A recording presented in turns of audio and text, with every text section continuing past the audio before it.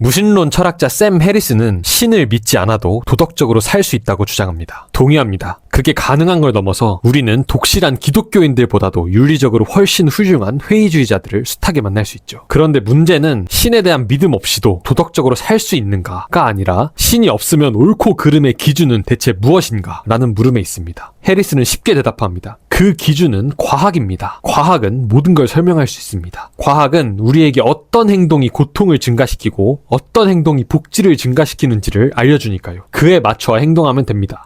확실히 과학은 우리에게 쾌락과 고통에 관한 지식을 제공해줍니다. 그런데 해리스의 믿음과 달리 과학이 우리에게 모든 걸 말해주지는 않습니다. 과학은 그 지식을 토대로 우리가 어떻게 행동해야 하는지에 관해서는 침묵하거든요. 예를 들면 과학은 할머니의 찻잔에 독을 타면 그 할머니가 죽을 것이라고 말해줍니다. 그러나 과학은 할머니의 재산을 차지하기 위해 그렇게 해야 하는지 그렇게 하지 말아야 하는지에 대해서는 말해주지 않습니다. 자연은 그 자체만으로는 맹목적이고 무의미합니다. 거기에는 옳고 그름이 없습니다. 그런데 해리스는 고통이 나쁘다는 가치 판단, 도덕적 확신을 전제하고 있습니다. 그 전제는 조금도 과학적이지 않으며 철저하게 형이상학적입니다. 돼지가 고통을 겪음으로써 인간이 삼겹살이라는 쾌락을 누리는 것과 사이코패스가 인간을 찌르고 그 행위에서 쾌락을 누리는 것 사이에는 어떤 과학적인 차이도 없습니다. 자연의 관점에서 돼지와 인간은 그저 똑같은 물질 덩어리에 불과하니까요. 과학이 도덕의 온전한 토대가 될 수 없다는 사실에는 세계적인 석학들도 견해를 같이 합니다. 과학의 도덕적 토대에 대해 말하는 것은 옳지만 역으로 도덕성의 과학적 토대에 대해 말할 수는 없다. 윤리를 과학적 공식으로 축소하려는 모든 시도는 실패할 수밖에 없다. 가장 큰 힘들과 능력들조차 그것들을 어떻게 사용할지에 대한 명확한 지침을 갖고 있지 않은 듯하다. 예컨대 물질 세계가 어떻게 행동하는지에 대한 방대한 이해의 축적은 이 행동이 무의미함을 확산시킬 뿐이다. 과학은 선 또는 악을 직접적으로 가르치지 않는다. 윤리적 가치는 과학의 영역 외부에 위치한다.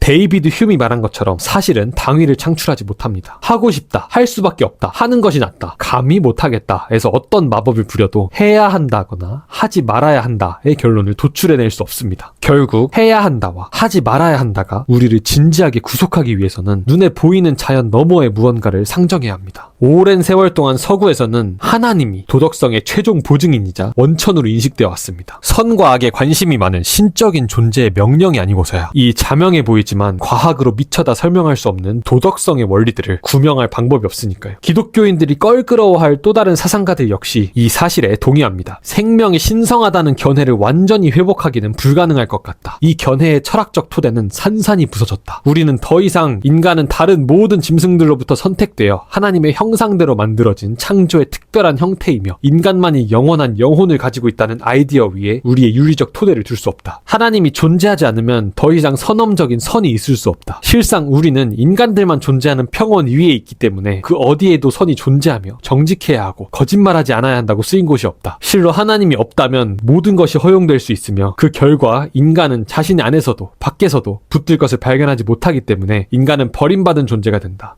우리가 신을 죽였기에 이제는 인간은 존엄한 존재이며 살생은 나쁜 것이라는 자명한 신조 하나를 방어해내는 작업조차도 지극히 까다로워졌 아니 불가능해졌습니다. 인류는 옳고 그름, 선과 악, 정의와 불의의 토대를 완전히 상실했습니다. 다시 반복하건대 하나님을 믿지 않고도 도덕적으로 살아갈 수 있습니다. 그러나 만일 하나님이 없다면 우리는 존재하지도 않는 도덕이라는 망상의 기대에 살아가고 있는 것입니다. 자연세계에서 도덕은 발견되지 않으니까요. 하나님을 믿지 않고도 도덕적 규칙들을 유지할 수는 있습니다. 그러나 만일 하나님이 없다면 생명을 존중하지 않고 기만하고 배려하지 않는 사람들을 단죄할 수 없습니다. 규칙이라 해봐야 그들에겐 아무짝에도 의미 없는 종교적 망상의 집합체에 불과할 테니까요. 저는 절대적인 옳고 그름이 실제한다고 믿습니다. 그것 없이 인간은 살아갈 수 없습니다. 그런데 자연은 옳고 그름을 알려주지 않습니다. 옳고 그름은 자연 너머의 근원을 필요로 합니다. 절대적 가치가 존재하려면 하나님이 필요합니다.